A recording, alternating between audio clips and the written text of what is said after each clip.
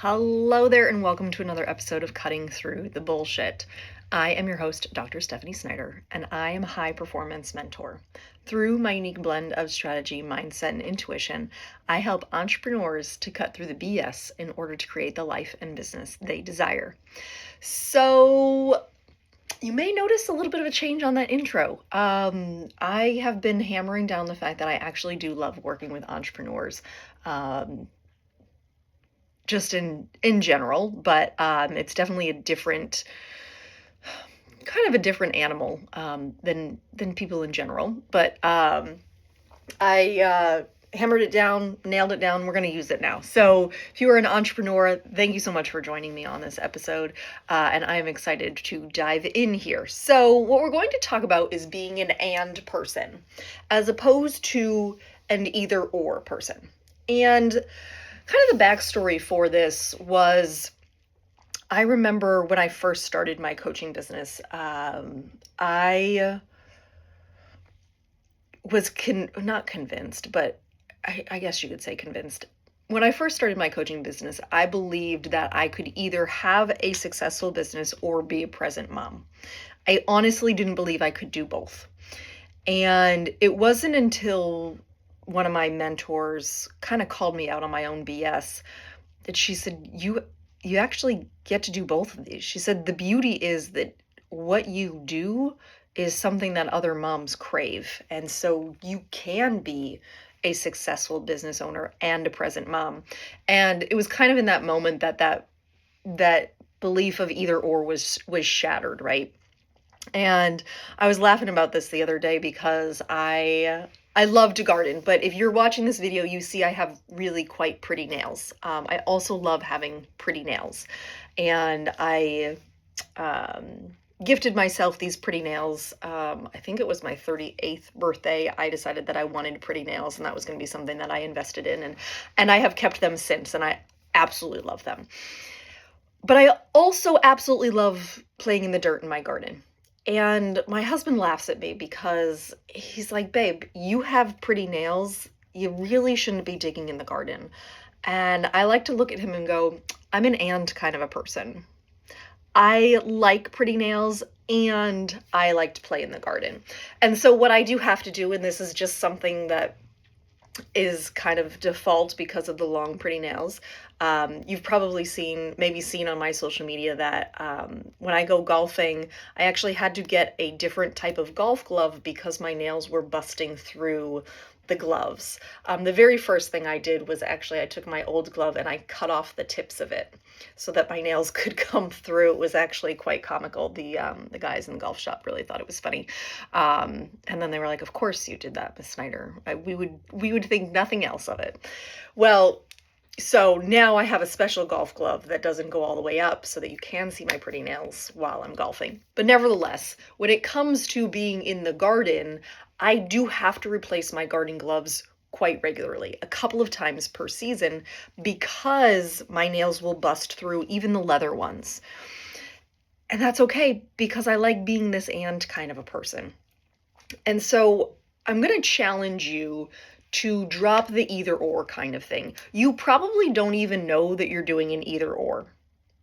You're probably not aware of it, if we're being honest about this. You are probably thinking to yourself, well, I don't even know where that would show up, right? Well, it can show up in a number of ways. For me, it was having a successful business and being a present mom, because being a present mom is a top priority for me. I also have goals and dreams and aspirations and a calling to have my own business. And so I had to decide that both were readily available to me. And there are other things, right? So you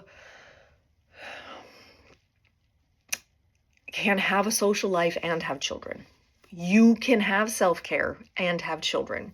You can prioritize the growth of your business and have self-care. You can be a runner and have a growing business, right? There are so many things where people are like, well, I can't do that because I have my business. Why do you really have your business? Chances are you started your business because there was some kind of freedom that you believed it would provide for you. But my guess is you are running your business in a way that most other people run their businesses, and maybe it's not in alignment with you. And so here's your opportunity to decide that you let me rephrase this, that your business works for you, you don't work for your business. Now, this is going to be another episode. I should probably talk about it right out of the gate on another one. And so I will dive into that on the next episode. But nevertheless, here, I want you to think about what kind of a box you're putting yourself into. How are you limiting yourself by this either and or? And as I was reflecting on this topic today, because I knew I wanted to talk about it, I was journaling this morning, and God called me out on my own limiting of this either or kind of thing. So my husband and I are starting this new venture, hopefully this week. We will announce more when it gets here.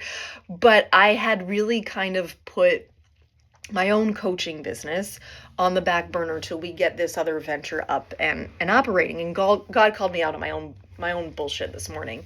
I like to have conversations with him most mornings. I definitely set it aside for some quiet time, but sometimes my quiet time goes a little bit longer and I have a full-blown conversation with him. Sometimes it's just kind of in passing, but this morning, full-blown conversation.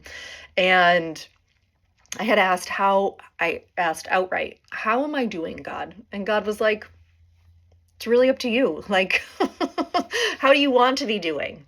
And so we just kind of did this little back and forth. And he said, you're actually limiting yourself.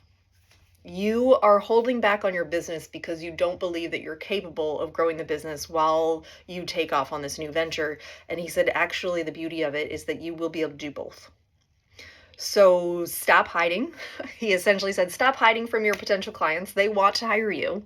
They're out there looking for you. So let them find you. And I was like, oh, okay, all right, cool, right? And I just kind of needed that call out on this either or kind of thing because I was stuck in this either or. I wasn't actually being the and person that I love to be. And this leads me to another funny story. So I was at a conference a couple of years ago, and the leaders of this conference were doing this icebreaker. You may have heard me tell this story before, but I think it's really funny. So they were doing this icebreaker, and it had two separate columns. Each column had like 20 things in it. And in the middle of those columns was or, right? All the way down between these two things. And it was like white or black. It was coffee or tea. It was wine or beer. It was scary movie or rom-com. It was snuggled up by the fire, outside in the snow, right? So there was this constant dichotomy that this whole list was showing up, like these opposites, right? Yin and yang, right? Like all the opposites. And the task for this icebreaker was to circle the one that was most appropriate for you and find other people and see like who could match up the most, right? Say you circled 18 of this one. Did you match somebody else who had 18 of that one, right? That kind of thing. And so I went through the list and I was an and or nothing kind of a person. There was one category where I was like, yeah, no, neither of those. It was Star Trek or Star Wars. And I was like, neither, right? Not a thing for me. But everything else was or. It was like, do you like a comedy or do you like a romance movie? And I was like, or it depends on my mood. Do you want to, do you like to read a book or do you like to go out to dinner? Well, it depends on my mood. And so I answered or for a whole bunch of them simply because it was really an and. Right? It depended on my mood. I was this and I was that. I like these and I like that. The only thing where it was like, no, again, was the Star Wars versus Star Trek. I was like, that's not going to be a thing for me. Do I like to be inside? Yes. I mean, I like to be inside by the fire. I also like to be outside in nature. So I was an and person. And I remember going through this. There was this one woman who I came up to and she was like, oh, what do you have circled? And I showed her what I had circled and it was all the middle ones. And she looked at me dead serious and she goes, you can't do that. I was like, what do you What do you mean I can't do that? I said, it depends on my mood, which one I am. She goes, you can't do that. That's not how you're supposed to play this. And I was like, okay. And I walked away from her, but it made me laugh because she had stuck herself in this either or box and couldn't see that she was actually both of these on some level. Again, it depended on my mood. It depended on where I was, what I was doing, and who I was doing it with. But I was an and person. I loved all of those things. And so I was the and person in the middle. And that irritates some people, especially if they're so like in the box and it's this way or it's no way at all. And I like to think of myself as someone who is not in the box.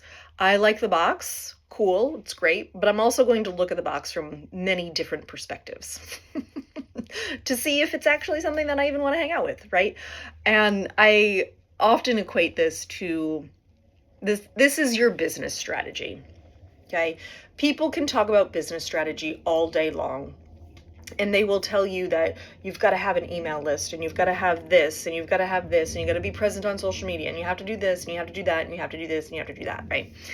And we can get ourselves stuck doing all the things that people have told us to do that we actually lose sight of running the business the way that we want.